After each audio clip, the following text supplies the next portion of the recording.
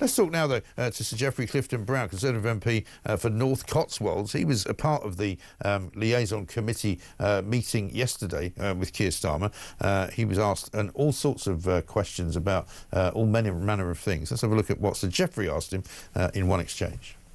We found that 39,000 households were living in occupying temporary accommodation outside their normal home area. I really wonder what would you suggest you can do to begin to solve that problem? It's important that we have put the extra money into temporary accommodation for local authorities to make sure there's a wider range of accommodation.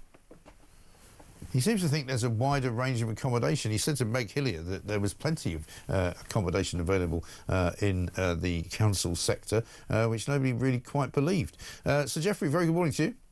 Good morning, Mike. How are you? I'm very well indeed. I'm slightly puzzled, though, by the Prime Minister's response to your question and also to Meg Hillier's question about where he's going to put asylum seekers and illegal migrants. He seems to think there's a surfeit of public homes and council houses, which nobody else seems to think there is. No, I mean, this is bizarre, isn't it? We've had this whole spectre of the Home Office competing with local authorities for housing and pushing the rents up for local people. We've had the whole spectre of hotels. He tells us yesterday that hotels are getting less. Anecdotally, I've just heard of a new one just opening. Yeah. So it's very, I just don't think he really is quite understanding what's going on out there. No, I was rather surprised at how little grasp he seems to have on reality, to be honest. Well, there were a number of questions, including my own, which he didn't really answer. No. You didn't play the clip there on work coaches. Now, we have a real problem with work coaches because there aren't enough of them. They're cutting down on the number and frequency of interviews they're giving people who are trying to get back into work. I would have thought at a time when unemployment is going up, which it is considerably, you'd want to try and encourage as many people as possible into work. Yeah. So I think this is the wrong thing to be doing.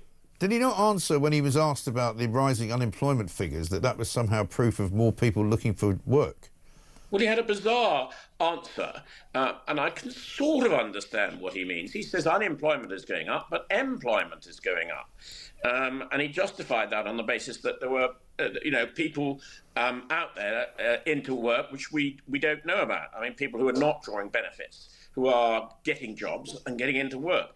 I think it's a bit bizarre, really. I think, really, the trend is that unemployment is going up under this government. Well, that's what the statistics say, and generally speaking, those are the correct ones that everybody else uses, so I don't know why he suddenly not decided to use them. But was the overall message from the Prime Minister that he's not really running a very tight ship? He doesn't really seem to have much of a grasp of his brief, which is surprising, given he's meant to be a lawyer of some kind. On the borrowing, right, we just had new borrowing figures come out today. He was asked by Steve Barclay on what those figures might be yesterday. So tomorrow we will get both the June figure but also the figure for your first year in government of how much you've borrowed. You're expecting that to be in line with what was set out in the budget? Well, I'll see what the figures are tomorrow, and there have been, I think every month this year there have been fluctuations. Broadly driven, and I think generally accepted as driven, by events that are happening globally, almost capable of being tracked to them day by day. My experience so far has been of different predictions almost on a weekly basis as we get into the final stages of the budget. My experience is that those forecasts change on a pretty regular basis, often according to external factors. Yeah, well, the bad news for Starmer this morning is that the figures for June show that borrowing was 20.7 billion, 6.6 billion more than last year, and more than 3 billion over the forecast that was coming from the OBR. So he's managed to get that wrong as well. And actually, they're not fluctuating. The borrowing figures just keep going up and up and up and up. So I just don't think, none of that cabinet have got any experience of running a business. So or running the country. Or running the country. But the worrying point about this borrowing, so your listeners are absolutely crystal clear, this is costing us over £100 billion a year, merely just to service that borrowing. Now, that's larger. That money is completely dead money, and it's larger than most departmental budgets. So, I mean, I think this economy, sadly, is getting into a bigger and bigger muddle. Well, it really is. And Liam Halligan, very well-respected journalist and economist, wrote in the Telegraph this week that we are getting dangerously close to the kind of 1970s situation where we might need to be rescued and bailed out because we simply can't afford to keep borrowing this money. And after a while, people will stop loaning it.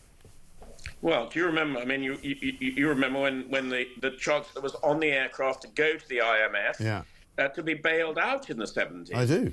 And we may well get there again. I mean, this is a really, really serious situation. It really is. And that's my fear, is that watching Keir Starmer yesterday, I didn't get the indication that he realises quite how serious his problem is, that he doesn't really get it.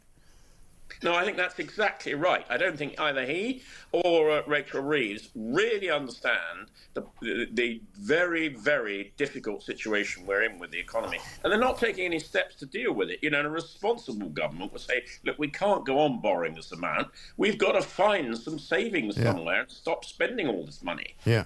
But everywhere they look to save money has kind of fallen away and turned to dust because, you know, we've seen the pensions, winter fuel allowance not really producing as much money as it was supposed to. The welfare bills collapse, so there's no money coming from that. You know, the farmers' inheritance tax they haven't even started on yet, so they've got nothing coming from that. The VAT from private schools seems to have gone into housing, hasn't actually created any jobs or any benefit for the education sector whatsoever. You know, every single thing that they have touched has not done what it was supposed to do.